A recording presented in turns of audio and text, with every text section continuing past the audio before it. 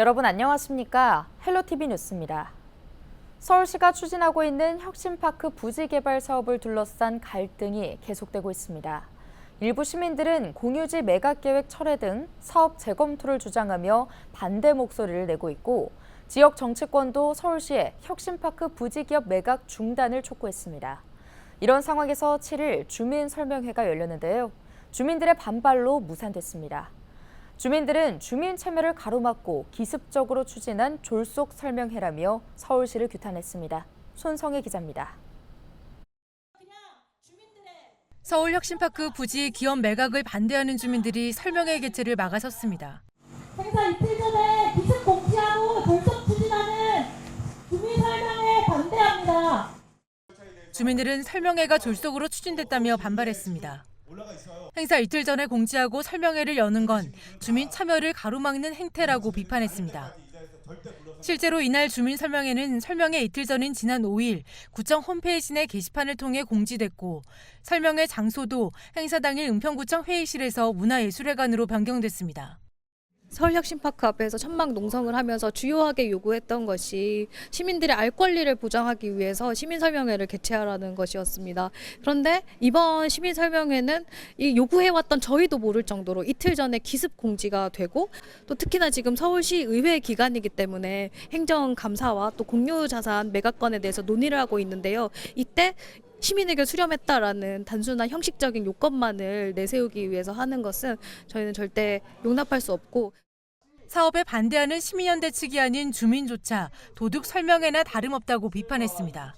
다른 사람한테 좀 사전에 미리 충분히 알리고서 이렇게 하면은 좋은데, 꼭 이런 식으로 한다면은 결과적으로 아무리 좋은 사업이라도 꼭 도둑질하는 것 같이 보이잖아. 이게 반대를 안 할 걸 반대를 하게끔 만드는 이런 식에 대한 설명이라 생각해. 지금 하는 건 아니게. 주민들은 단상에 올라선 상태로 설명회 개최를 거부했고, 결국 주민 설명회는 무산됐습니다. 너무 불미스러운 사건으로 인해서 이제 여기서 주민 설명회는 마무리하는 걸로 하겠습니다. 주민들은 더 많은 주민들이 의견을 낼 수 있게 기습 설명회가 아닌 제대로 된 설명회를 개최하라고 요구했습니다. 그러나 서울시 관계자는 주민 설명회가 의무 사항은 아니라며 현재는 설명회를 다시 열 계획이 없다고 말했습니다. 그러면서 혁신파크 부지 지구 단위 계획 변경안 주민 공람이 진행 중이니 누구든지 홈페이지 등을 통해 해당 사업에 대한 의견을 낼 수 있다고 덧붙였습니다. 한편 서울시는 시의회에 혁신파크 부지 매각을 위한 공유재산 관리 계획안을 제출하고 승인을 기다리고 있습니다. 헬로티비 뉴스 손성혜입니다. 양천구가 공항 소음 대책 포럼을 열고 항공기 소음 피해 저감 방안을 모색했습니다. 양천구청 디지털 미디어 센터에서 열린 포럼에는 전문가와 관계기관 피해 주민들이 모여 관련 정책 발굴과 구체적인 제도 개선 방안에 대해 의견을 나눴는데요. 포럼에서 윤석재 한국교통연구원 박사는 해외 공항의 소음 저감 사례를 소개하며 소음 모니터링과 저소음 항공기 도입을 강조했습니다. 또 박성식 한국교통대학교 교수는 공항 소음 피해 부담금 부과 세분화와 야간 할증제도 도입 필요성을 제기했습니다. 이호철 북콘서트홀이 문을 열었습니다. 은평구는 지난 7일 이호철 북콘서트홀 개관식을 개최했는데요. 이호철 북콘서트홀은 은평구 불광동에서 50여 년간 작품 활동을 한 통일문학의 대표 문인 고 이호철 작가의 문학적 유산을 기리기 위해 설립됐습니다. 대조동 청년주택에 조성된 콘서트홀은 이호철 통일로 문학상 수상 작가들의 작품 전시장, 문화행사장 등의 공간을 갖췄습니다. 서울시가 고령운전자 면허 반납에 따른 인센티브를 기존보다 2배 인상하는 방안을 추진합니다. 서울시는 최근 고령운전자 사고가 잇따름에 따라 운전면허증을 자진 반납하는 70세 이상 어르신에게 기존보다 2배 많은 20만 원의 선불형 교통카드를 지불하는 방안을 검토하고 있는데요. 지원 대상도 올해 17,000명에서 내년에는 23,500명으로 38% 늘리기로 했습니다. 이에 따라 관련 예산은 올해 17억 원에서 내년에는 47억 원으로 3배 가까이 늘어날 전망입니다. 서울시가 전국 최초로 보행자 안전을 위해 전동 킥보드 없는 거리를 운영합니다. 서울시는 올해 안에 전동 킥보드 사고 위험이 있는 도로는 킥보드 없는 거리로 지정하고 시범 운영을 거쳐 확대할 방침인데요. 또 불법 주정차된 전동 킥보드는 신고가 들어오면 유예 없이 즉시 견인하기로 했습니다. 정준호 서울시의원은 서울시 행정사무감사에서 시민 안전을 위협하는 전동 킥보드에 대한 운행 제한 구역 도입을 요구한 바 있습니다.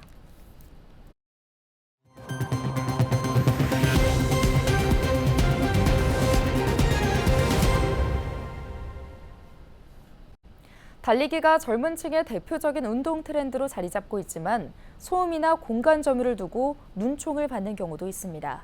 민원도 잇따르면서 이른바 러닝 크루를 규제하는 지자체도 나오고 있는데요. 대안은 없는지 김진중 기자가 살펴봤습니다.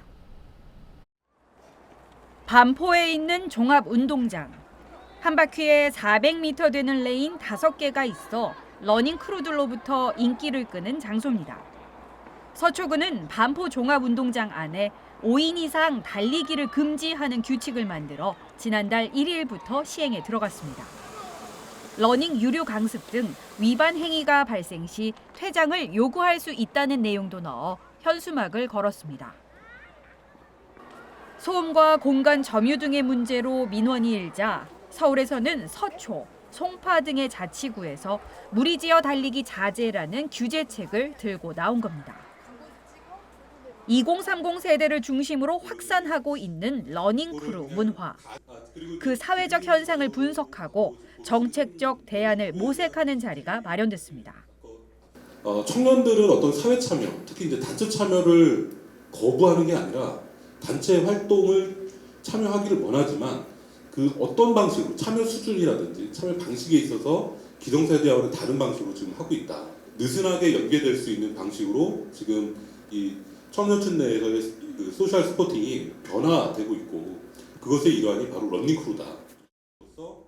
공부와 취업 등으로 문화 여가 향유 기회가 적었던 청년 세대들이 스스로 선택해 만들어낸 활동이라는 것. 무조건적 규제가 아닌 정책적 지원과 문화 확장 필요성이 제기됐습니다.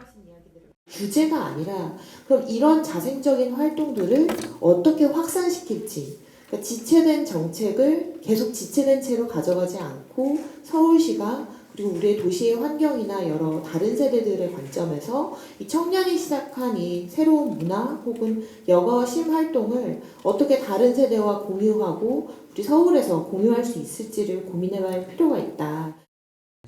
청년 크루에게선 합의된 에티켓과 자정 노력 속 지자체의 지원이 필요하다는 목소리가 나왔고 확대되고 있는 달리기 수요를 채워줄 러닝 인프라 필요성도 제기됐습니다. 2열로 오른쪽 그 도로에 맞춰서 뛰어주세요. 아니면 도로를 달리는 시티런의 경우에는 이 주변에 거주하시는 분들이 계시니까 이 스피커 사용은 자제해 주세요. 이러한 에티켓들을 좀 모범적인 러너의 모습들을 좀 설정하고 홍보해 주시면 지역대학교 유관기관의 청년문화 지원 방향입니다. 우리 학교에서는 그걸 지원을 하려고 준비를 했고요. 이러한 지자체 문화 행사가 연결이 되면 훨씬 더 좋을 것 같아요. 러닝 크루를 위한 탈의, 샤워 시설을 마련하거나 학교 운동 트랙 개방 등 공간을 공유하겠다는 움직임도 일고 있습니다. 청년 문화를 넘어 대한민국의 사회적 현상이 되고 있는 러닝 크루 문화. 건강한 여가 문화로 확산시키기 위한 지자체의 노력과 지원이 필요해 보입니다. BTV 뉴스 김진중입니다. 최근 어린이를 중심으로 폐렴이 확산하고 있습니다. 3년 주기로 유행하는 것으로 알려진 마이코플라즈마 폐렴은 전염력이 높고 입원 치료가 필요하기 때문에 학교 등에서는 대규모 결석 사태도 나타나고 있는데요. 흔히 생각하는 폐렴 증상과 달리 기침 없이 열감기 증상만 나타나는 경우도 있어 보호자들의 세심한 관찰이 필요합니다. 이다혜 기자입니다.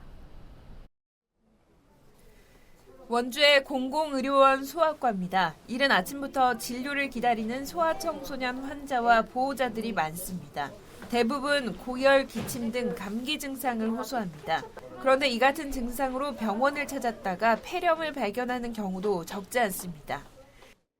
최근 만 12세까지 학령기 어린이를 중심으로 마이코플라즈마 폐렴이 증가세를 보이면서 입원 치료를 받는 환자가 늘고 있습니다. 4급 법정 전염병인 마이코플라즈마 폐렴은 주로 기침이나 재채기 등 침방울을 통해 전파된 균으로 감염됩니다.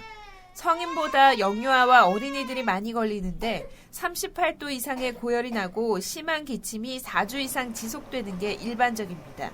감기 증상과 비슷하지만 5일 이상 고열이 떨어지지 않고 일반 항생제와 해열제가 잘 듣지 않습니다. 최근에는 기침 없이 열감기 증상만 보이는 이른바 조용한 폐렴도 나타나 조기 발견이 어려운 경우도 있습니다. 기침은 없어요.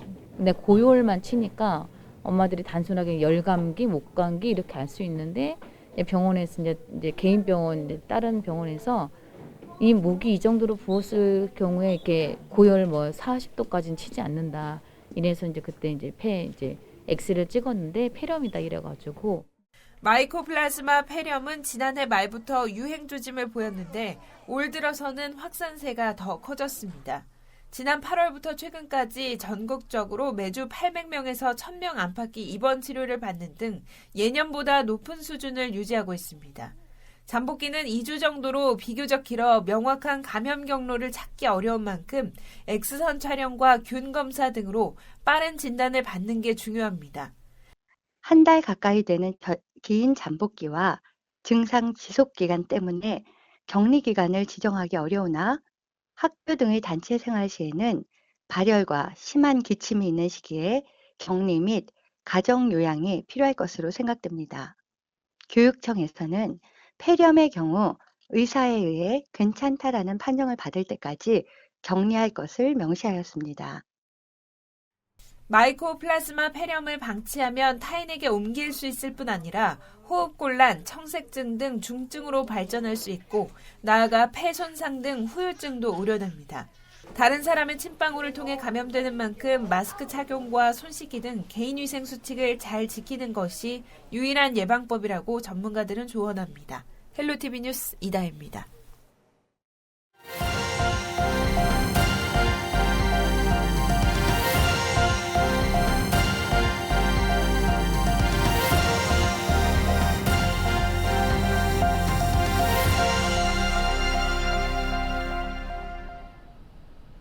양천구가 공공형 실내 놀이터인 서울형 키즈 카페를 확대합니다.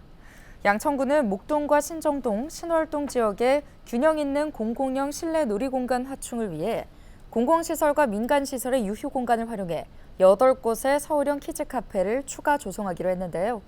현재 양천구에는 신정 7동 등 3곳에 서울형 키즈 카페가 운영 중이며 내년 말까지 8곳이 조성되면 모두 11곳으로 늘어나게 됩니다. 서울형 키즈 카페 이용 대상은 0세에서 9세 미취학 영유아나 초등 저학년이며 우리 동네 키움 포털 사이트에서 예약을 통해 이용이 가능합니다. 서울시가 폐지 수집 어르신에 대한 안전보험 가입을 지원합니다.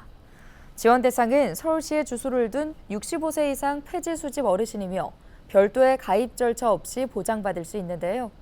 보험 가입 이후 사고 발생 시 사망 후유장에는 최대 500만 원, 상해 사고 진단 위로금은 최대 50만 원이 지급됩니다. 서울시는 보험 가입 지원과는 별도로 폐지 수집 어르신을 위해 너비 1m 이하 경량 손수레 300대를 12월까지 보급할 계획입니다. 또 야광조끼와 안전모 손수레 부착 조명도 희망자에 한해 지급할 예정입니다. 해외 직구로 구입한 장신구와 화장품에서 중금속 등 유해물질이 다량 검출돼 주의가 요구되고 있습니다. 서울시는 최근 해외 직구 온라인 플랫폼 판매 제품 176건에 대한 안전성을 검사한 결과 15개 제품에서 납과 카드뮴 등 중금속이 국내 기준을 초과해 검출됐다고 밝혔는데요. 특히 팔찌는 납 함량이 국내 기준치의 최대 905배가 검출됐으며 귀걸이는 카드뮴이 474배, 목걸이는 니켈이 최대 3.8배가 검출됐습니다. 화장품도 발암물질인 프탈에이트류가 국내 기준치의 최대 14.9배가 검출됐습니다. 뉴스 마칩니다. 고맙습니다.